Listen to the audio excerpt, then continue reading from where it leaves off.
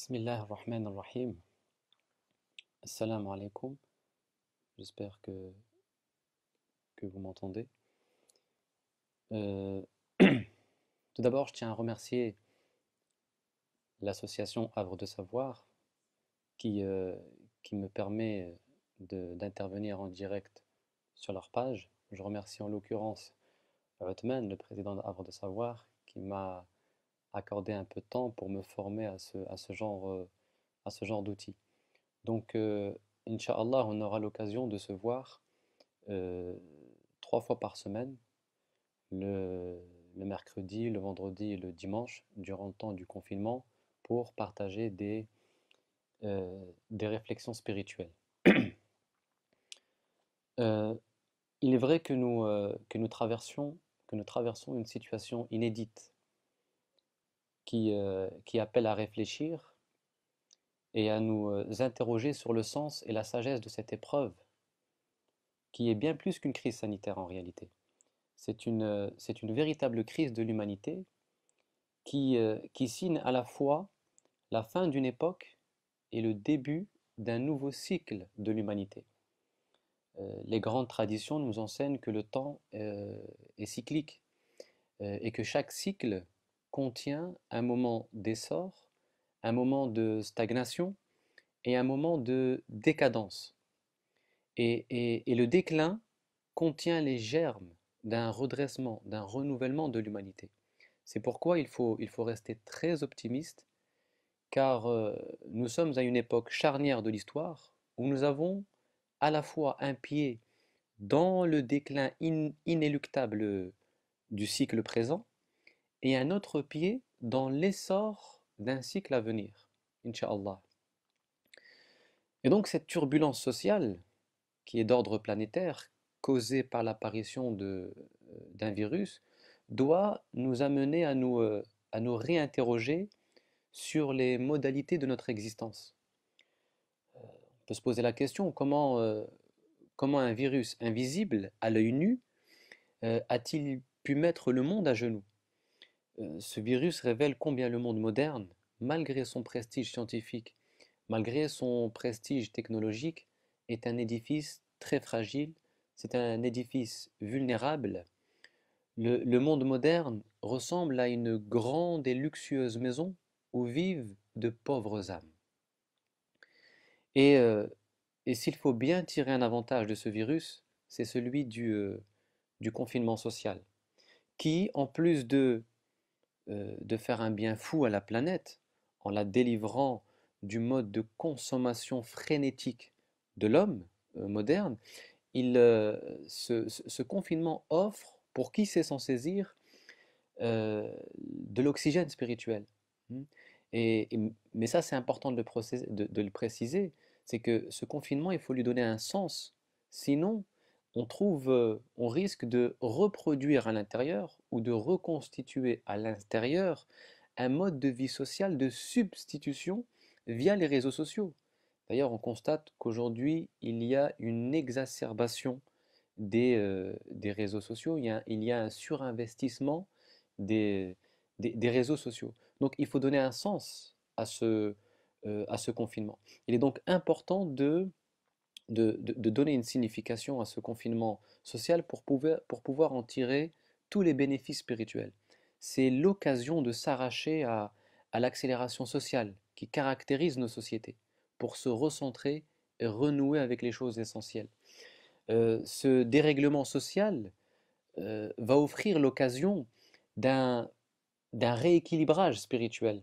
Le confinement, au-delà de ses répercussions économico-politiques, contient un avantage spirituel et intellectuel considérable, pourvu que l'on sache en tirer profit.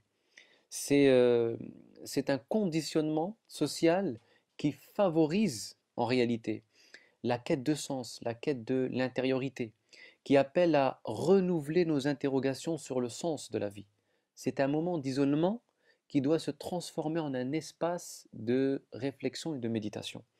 Ibn Ata'illah Sakandari dit il dit dans l'une de ses sagesses, rien n'est plus profitable au cœur qu'un isolement qui ouvre sur un espace de méditation, qui ouvre sur un espace de réflexion. Mais l'isolement ici, il faut l'entendre comme, comme conditionnement intérieur, comme mise en condition qui rend possible la méditation et la contemplation. C'est une façon de créer une brèche dans le temps.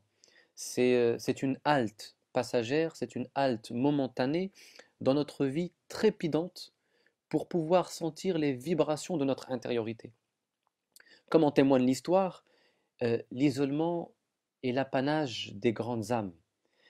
On peut citer des exemples, notamment dans la vie des prophètes. C'est par exemple dans l'isolement du ventre d'un poisson que Yunus alayhi salam a goûté au pardon de Dieu. C'est dans l'isolement d'une grotte, la grotte de Hira, que le prophète sallallahu alayhi wa sallam a été illuminé par la révélation. C'est dans l'isolement d'un temple que Marie, a enfanté du Verbe de Dieu.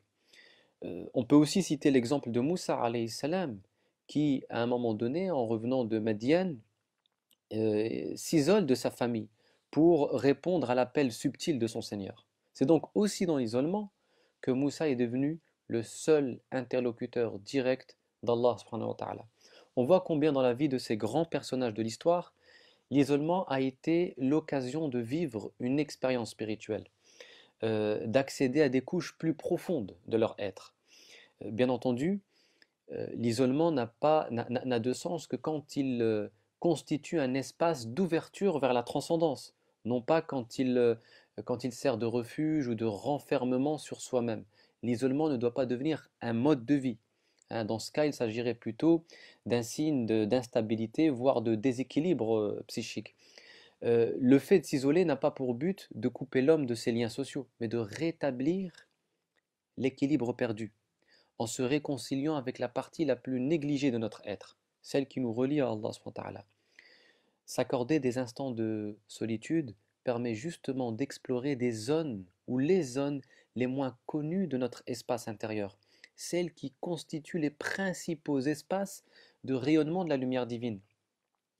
Peu de gens en réalité, peu de gens connaissent cette partie immergente de leur être, qui est pourtant la partie la plus importante, voire la plus déterminante.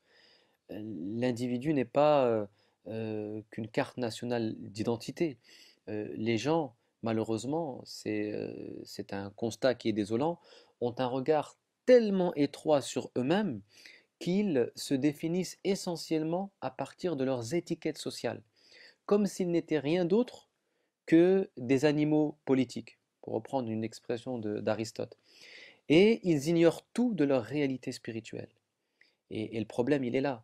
D'ailleurs, si l'homme a tendance à exacerber son côté horizontal, c'est-à-dire à s'extérioriser en permanence, à accentuer ses relations sociales, c'est au fond pour compenser un vide intérieur.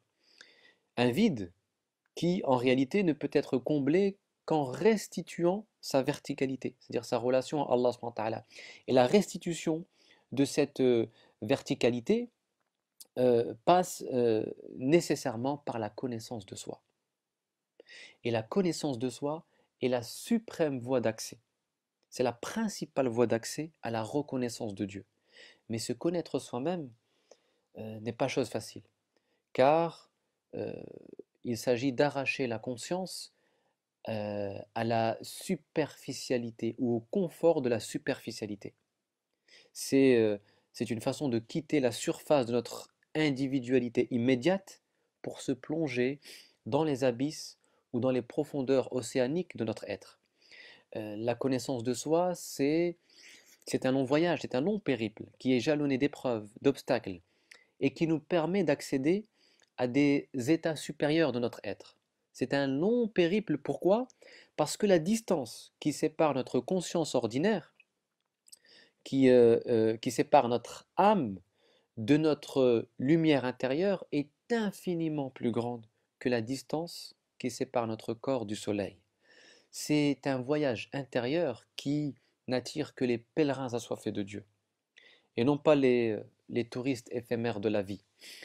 Dans l'isolement donc, c'est c'est le moi qui devient le principal sujet de réflexion.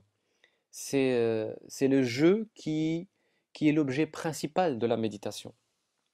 Car méditer c'est à proprement parler un dialogue avec son espace intériorité, avec son espace intérieur, avec son intériorité. C'est un débat avec son intimité la plus secrète. La méditation dans la solitude va permettre justement d'évacuer, et ça c'est très important, elle va permettre d'évacuer tous ces nuages de poussière mondaine qui empêchent le rayonnement spirituel de la foi. La méditation dans la solitude va permettre de dissiper, autrement dit, le vacarme du monde. Ce vacarme, ce bruit mondain qui recouvre, et de façon très insolente, les vérités intérieures de l'âme. Comme ces lumières artificielles des villes qui font disparaître l'éclat des étoiles dans le ciel. La beauté d'un ciel étoilé n'est parfaitement visible qu'au beau milieu du désert. Et ceux qui ont déjà côtoyé le désert peuvent en témoigner. Notre espace intérieur est, est rempli de petites lumières, est rempli d'étoiles, dont l'éclat est souvent empêché par ces illusions de la vie qui brillent faussement dans notre conscience.